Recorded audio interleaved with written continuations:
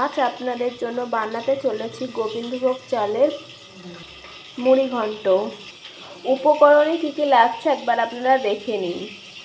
এখানে আছে তেজপাতা, গোটা জিরে, দারচিনি, এলাচ, ধনে গুঁড়ো, চেরা কাঁচা লঙ্কা, আদা বাটা, হলুদ গুঁড়ো, জিরে গুঁড়ো, ছোটো ছোটো করে কাটা আলু, গোবিন্দভোগ চাল। এখানে কাতলা মাছের মাথা ভাজা হচ্ছে। মাছ ভাজা তেলের মধ্যে আর একটু সর্ষের তেল দিয়ে দিচ্ছি। ফোড়নে দিচ্ছি গোটা জিরে, তেজপাতা, গোটা জিরে, এলাচ।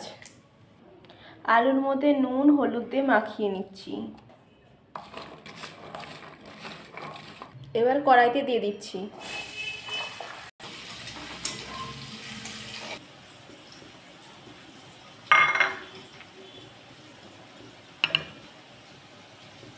গোবিন্দভোগ চালটা দিয়ে দিচ্ছি।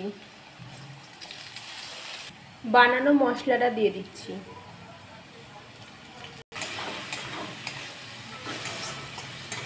শুকনো লঙ্কার গুঁড়ো, কাশ্মীরি লঙ্কার গুঁড়ো, স্বাদ মতন চিনি, জল দিয়ে দিচ্ছি। ভেজে রাখা মাথাগুলো দিয়ে দিচ্ছি।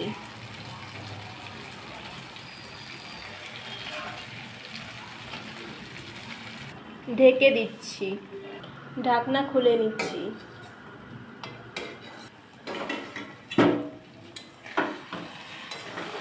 চেরা কাঁচা লঙ্কা দিয়ে দিচ্ছি। জল দিয়ে দিচ্ছি। সবার শেষে একটু ঘি দিয়ে দিচ্ছি। আমাদের রান্না হয়ে গেছে, এবার নামিয়ে নেব। আমাদের গোবিন্দভোগ চালের মুড়ি ঘন্ট আপনাদের কেমন লাগলো কমেন্ট করে জানান।